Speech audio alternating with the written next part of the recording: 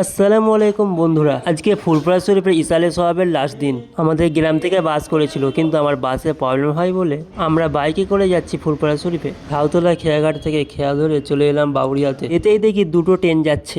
ভালো নাকি?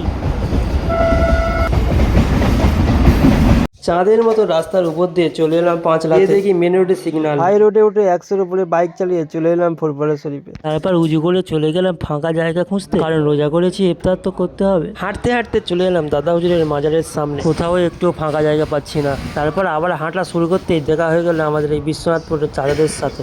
অনেক হাঁটাহাঁটির পরে চলে এলাম মেহরাব সিদ্দিকের এখানে একটু ফাঁকা জায়গা পেয়ে বসে বললাম। তারপর মেহরাব ভাইজান হকি টকি নিয়ে বলছে, সবাই ইফতার পেয়েছো তো? কিছুক্ষণ বসার পরে আমাদের ইফতারি দিয়ে দিল। ইফতারিতে ছিল খেজুর, আপেল, শসা, মাজা আর বিরিয়ানি। আর এটা হলো তহসিদ্দিকের ওখানকারের ইফতারি, যেখানে আমাদের গ্রামের ছেলেরা বসেছিল। তারপর ইফতারি করে চলে গেলাম দাদা হুজুরের মাজার জিয়ারত করতে। ভেতরে ঢুকতে কেন জানি না গায়ে কাঁটা দিয়ে উঠলো। হাক্কানি অলি আউলিদার এখানে এলে হয়তো এরকম গায়ে কাঁটা দিয়ে ওঠে। জিয়ারত করার পর একটু ঘুরতে বার হলাম। তারপর চোখে বললো রাস্তার মাঝখানে গরিব অসহায় ব্যক্তিরা এরকম ভাবে শুয়ে আছে। তারপর এখানে দেখি আতর বিক্রি হচ্ছে, এখানে টুপি, এখানে বোরখা, আর এখানে সুন্দর সুন্দর জুব্বা বিক্রি হচ্ছে। তারপর এইসব দেখতে দেখতে চলে গেলাম হাবিব সিদ্দিকীর কাছে। তারপর ভাইজানের সাথে মুসাফা করে চলে গেলাম ফুরফুরা শরীফের প্রতিষ্ঠাতা পীর সৈয়দ হোসেন বুখারী মাজার শরীফ। মাজার জিয়ারত করে দেখা হয়ে গেল আমাদের গ্রামের শামীম আর জাবেরের সাথে। আমরা এসেছি ওই মাগরিবের কিছুক্ষণ আগে। তারপর ছেলেপুলের সাথে একটু ফটো তুলে নিলাম।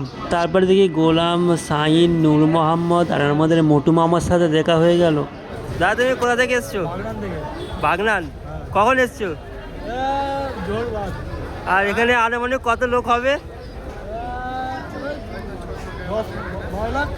10-12 লাখ। এসে কেমন লাগছে এখানে? খুবই ভালো লাগছে। তারপর হঠাৎ করে প্রচুর ভিড় হয়ে গেল।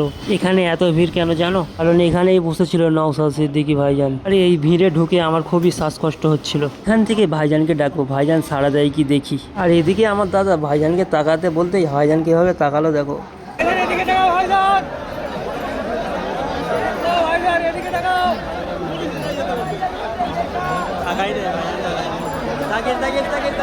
তারপর ভিড়ভাড় কাটিয়ে অনেক কষ্টে ভাইজানের সাথে মুসাফা করে নিলাম। তারপরে চলে এলাম ছোট হুজুরের মাজারে জিয়ারত করতে। এখানে জিয়ারত করার পরে চলে গেলাম চার শহীদান হুজুরের মাজার খুঁজতে। এখন প্রায় রাত 2টো বাজে। রাস্তায় যেতে যেতে প্রচুর ঘুম পাচ্ছে, তাই বাদাম কিনে খেতে খেতে যাচ্ছি। আর এটা হলো ওজিল পুকুর। শুনেছি এখানে নাকি মৃত মানুষ ফেলে দিলে জীবিত হয়ে যেত। আর এটা হলো মাটির মসজিদ। চারিদিক থেকে দেয়াল দিলে মাটির মসজিদ নতুন করে তৈরি হচ্ছে। তারপর চার শহীদান হুজুরদের মাজার জিয়ারত করে এখানে কিছুক্ষণ রেস্ট করে নিলাম। তারপর সেহরি করবো বলে লাইন দিয়ে তাবারক নিয়ে নিলাম। আর এইদিকে চারিদিকে লোক সেহরি করছে। তারপরে সবাই নামাজ পড়ে আখিরি দেওয়ার জন্য বসে আছে।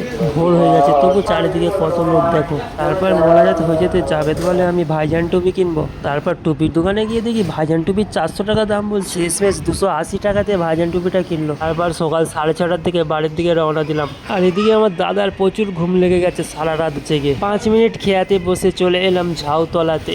আর এই কাকুদের ট্যালেন্ট দেখো কিভাবে বাইকগুলো তুলছে।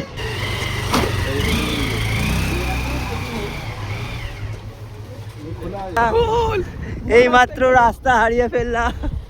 অবশেষে আমরা চলে এলাম বাড়ির দিকে। তখন বাজে সকাল 9:30। আজকের মতো এই পর্যন্ত। দেখা হবে পরের ব্লগে। খোদা হাফেজ।